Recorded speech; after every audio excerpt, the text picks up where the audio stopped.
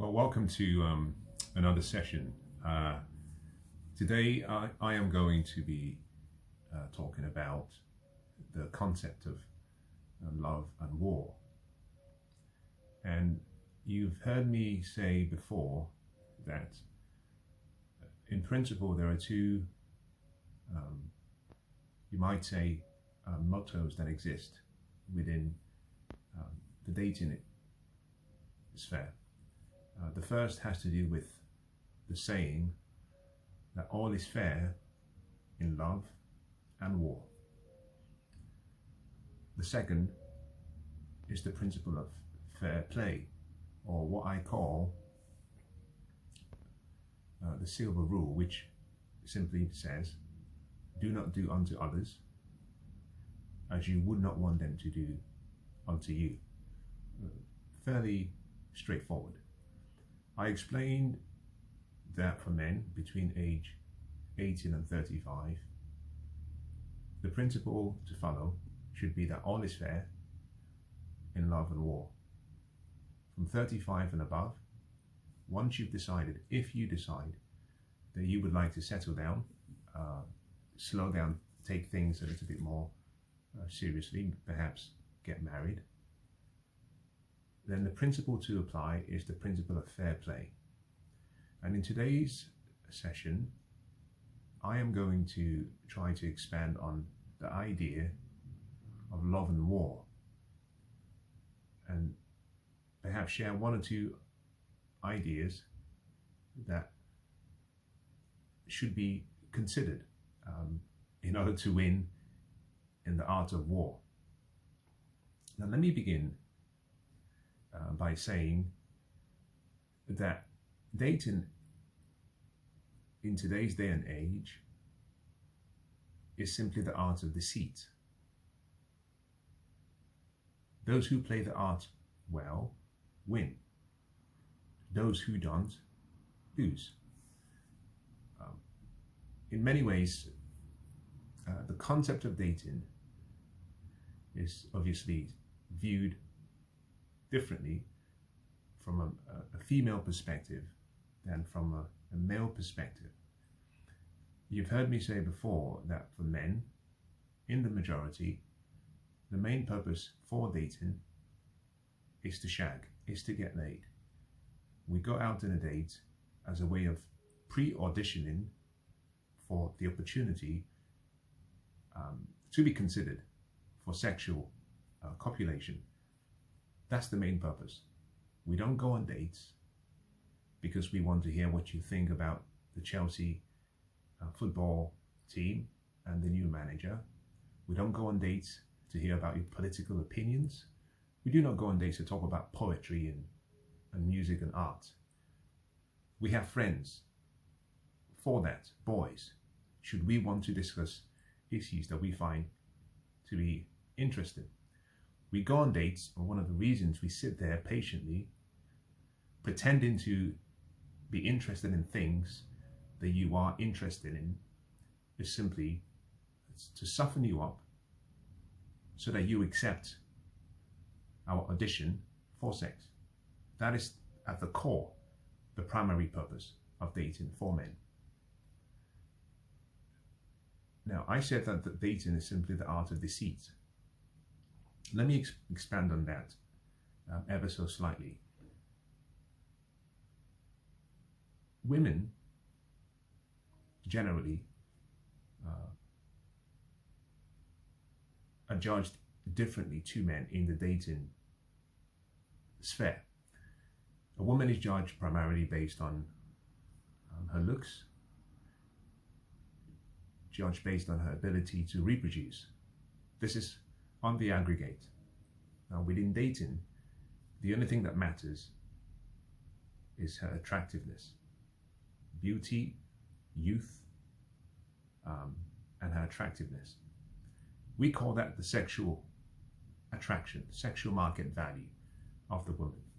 The reproductive fertility value, which is your ability to reproduce and how fertile you are, comes further down the line if the man is interested and if the woman is interested in reproducing and having kids.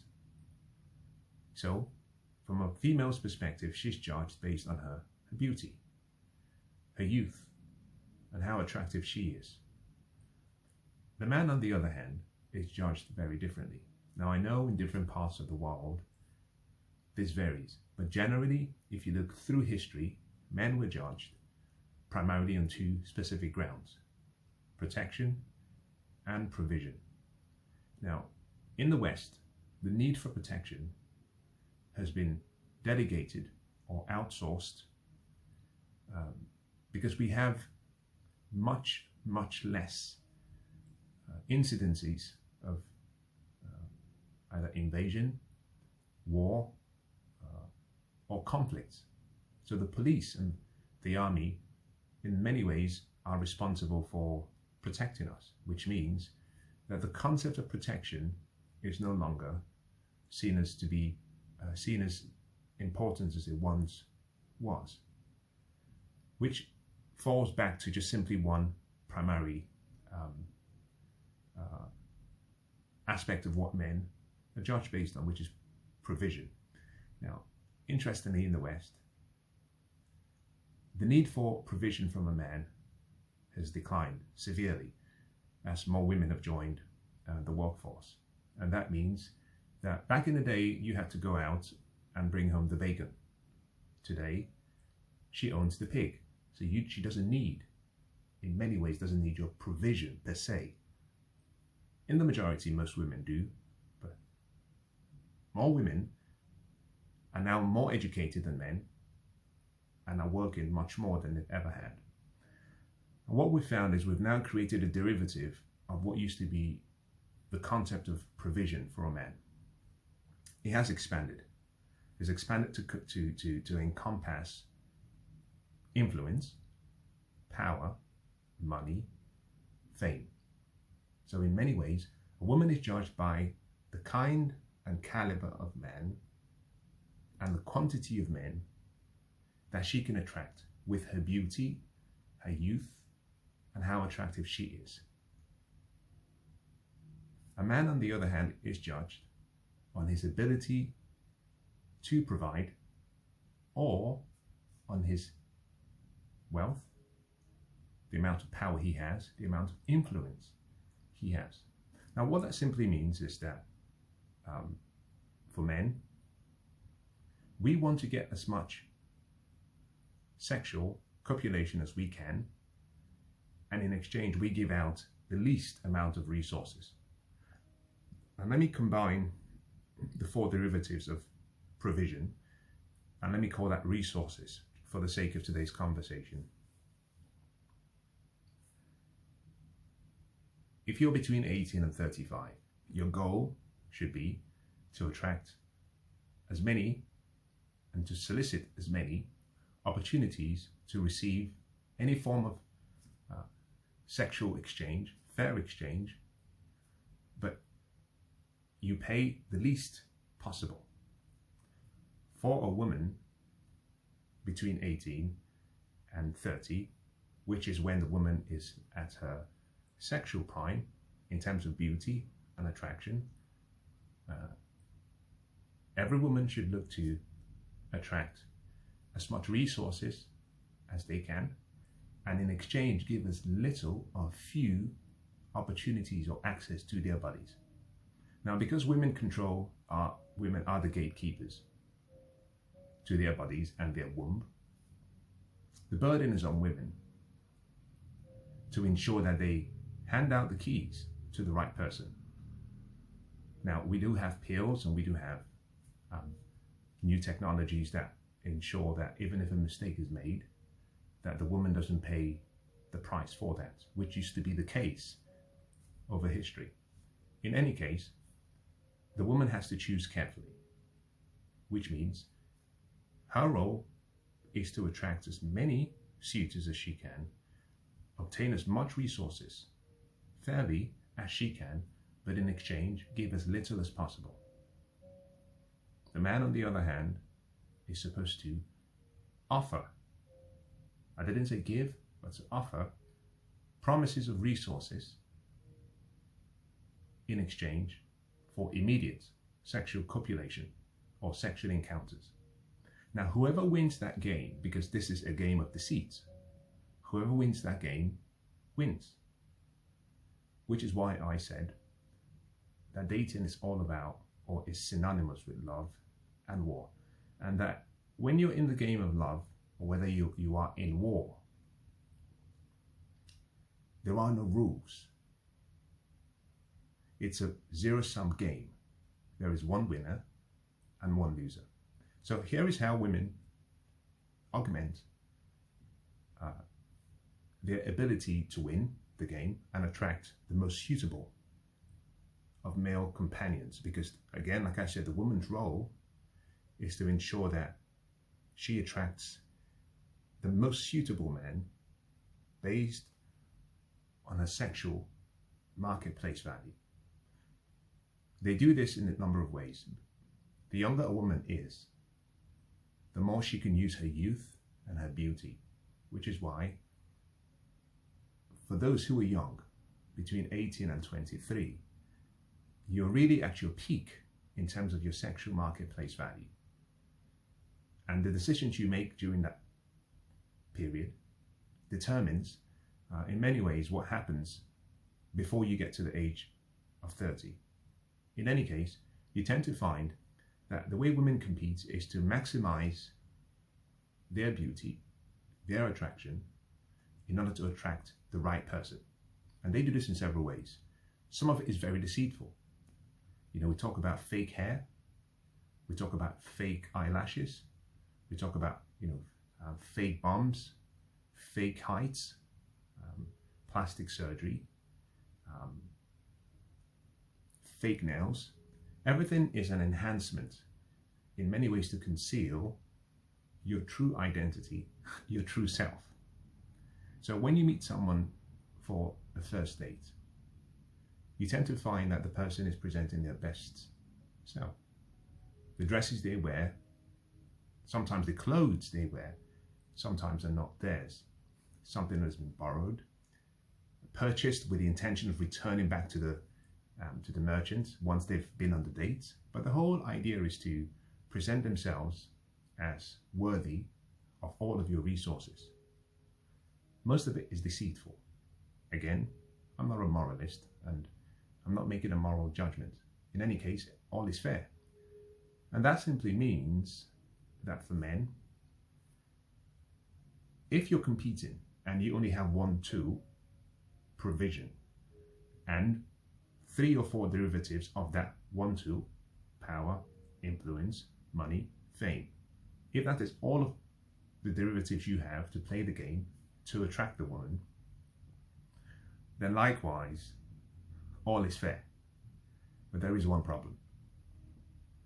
A woman has an advantage the younger she is, because she's still at the peak of her beauty, her youth. The elasticity of the skin, the plumpness of the skin is still at its highest level. Men are judged not in the same way. We're judged based on resources and the ability to provide and to provide security. Unfortunately, the younger the man is, the less he has in wisdom, knowledge, education, experience, resources, wealth, or fame. It takes a man a number of years to get to his peak economic potential. So men increase with time to achieve their highest, you might call it economic intrinsic value. Women, on the other hand, decrease with time from their peak sexual marketplace value and from their peak reproductive fertility value. What that means is that a man playing the game between the age of 18 and 35 has very, very little to offer compared to a competitor who is, say, 40 or 45 or 55, who has had so much more time to amass so much wealth, influence, money, fame, and connections. And that simply means the game men have to play is similar to the game that women play, which is the art of deceit. Now, how do guys do this? Well, one simple way is through lies. I'll make it more concrete. Most people will relate to this example. You walk into a bar, one of the first questions the woman would ask is, what do you do? That question in many ways is a question intended to be able to very quickly, within a few minutes, she's made a decision as to whether physically she finds you attractive.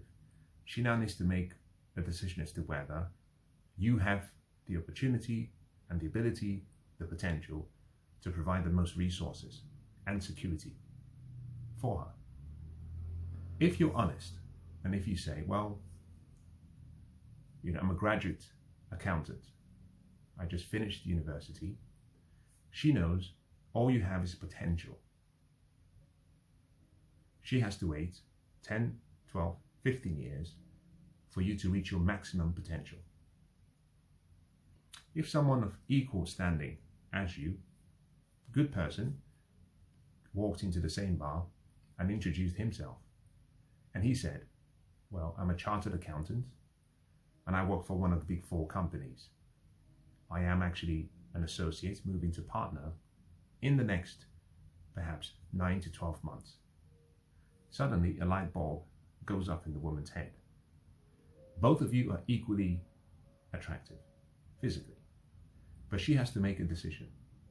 She will choose the person who's achieved their potential compared to you who's yet to achieve your potential. Simple reason being, potential is wasted every single day. And what that means is that if you're looking to get the most value and give the least, you cannot talk about where you are in the dating game. You have to talk about where you are in 10 years as though you were there in the present. Again, don't shoot the messenger. This is the way the game is played, which is partly why you see young men invest money in cars, jewelry, accessories, because they're simply trying to signal on first glance that they have resources. Now, whether those resources are available or not, they understand that honesty seldom achieves the intended outcome for dating for men. If you say, well, I sweep the streets, very few women want to talk to you.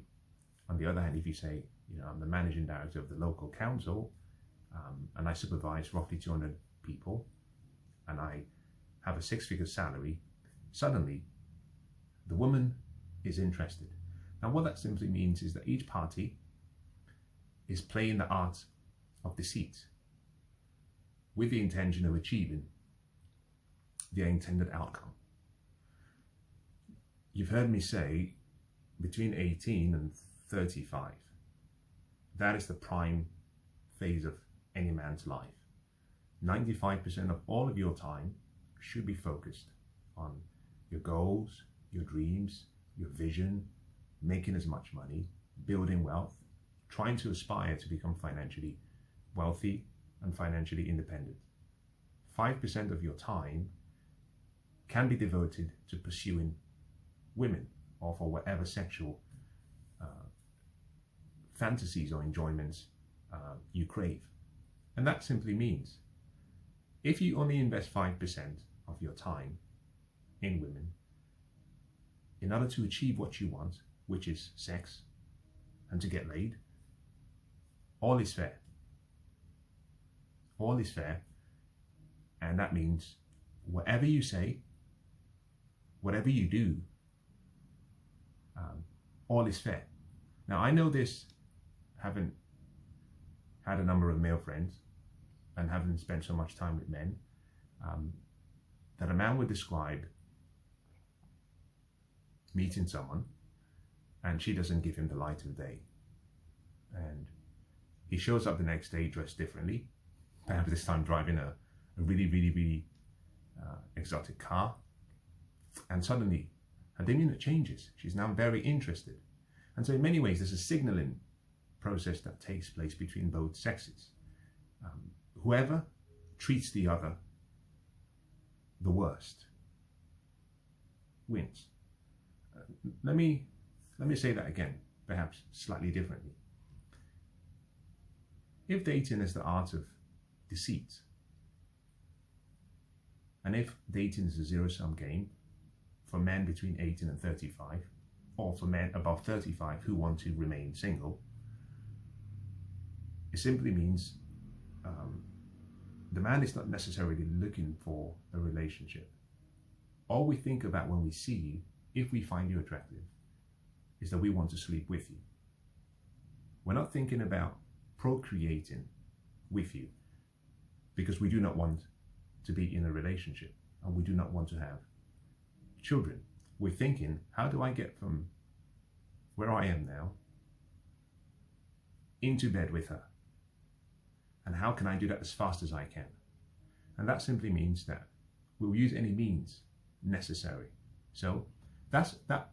If perhaps you're listening and you're a lady, it means that you should take with a grain of salt whatever you see at the early stages of a dating relationship or of any interaction with a man. The younger the man is, especially between 18 and 35, the more likely that most of what he says is false. From 35 and above, what tends to happen is that that potential starts to become a reality. So most men above 35 do not have the time to lie about resources because they have already started to build an economic base, a foundation, a network of people, influence and friends. They may not be where they want to be, but they certainly have enough not to lie. So the younger the man is, the higher the likelihood that what he says is intended to win you over, and most of it is potential. The older the man is, the least or less likely it is that he's deceiving you, except he has other reasons why he has to. Now, you heard me say that whoever treats the other party worse wins. Very sad, but very true. Human nature is rather bizarre. I can't put it in words. From a man's perspective, a man meets a woman who is nice, who is kind, who is loving, who is faithful. And the more she professes her love, the more he's repelled at the early stage. I'm talking about dating. In many ways, primarily because most men are not looking for relationships at the early stage. The more she professes love, the more he is repelled by her advances. On the other hand, the same man meets an equally attractive woman. She treats him like crap. She treats him very poorly. She doesn't return his calls. She doesn't have the time for dates. And he's excited. He's fascinated. The more he's treated poorly, the more he has an interest. And even when he actually gets to shag or have some sexual copulation with the woman, he still remains intrigued if she maintains that behavior. The same principle applies with women. A man who meets a woman sends her flowers, sends her poems, calls her every day, professes his love at the very early stage of the relationship. The more she is repelled by him. On the other hand, if the man is unpredictable, evasive, unreliable, perhaps not too dependable, makes promises and breaks the promises, doesn't show up when he plans to, calls to cancel, doesn't even call to say he has to cancel, but is borderline unreliable, providing he has played the deceitful art of presenting himself as having resources. The woman tends to be besides herself, smitten by him. So you have this conundrum. The point being, good guys finish last. Good girls always lose. So if you're going to play the game of dating, you have to choose a side. Now I should say this. Between 18 and 30 for women, they are usually attracted to the type of men they should not be attracted to. The one that I just described: unreliable, undependable, dependable, evasive, doesn't have time for them. But as a woman approaches 30, she suddenly has a light bulb moment. She wakes up, and now she starts to want a reliable, dependable, kind, caring man, because at that point her biological clock is saying, now you have to choose. You don't have enough time left. Your reproductive fertility value, you have a 5-year window from 30 to 35 before you move into higher risk pregnancy. You have to choose. Your options are narrowing. So choose someone. The point being, for guys between 18 and 35, it serves you best to be a jerk. And the longer you prolong that jerk status beyond 35, the more it works. It's a weird, bizarre experience. Now I'm explaining this from my lived experience. The more I'm unavailable, the more I'm desired. The more I'm evasive and I don't have time, the more I'm desired. In many ways, the more attractive a woman is, the more this works. So for women who are in the top 10% of beauty and attractiveness and youth, this principle works predominantly most of the time. The less attractive the woman is, the less likely this will work. Again, between 18 and 35, most men are looking to be with the most attractive women. So they have to pretend to have all the resources. They have to share and talk about their potential as though it is already a reality. And they have to behave in a way that ensures that they are the ones treating the opposite sex in a poorer way, because that's what wins.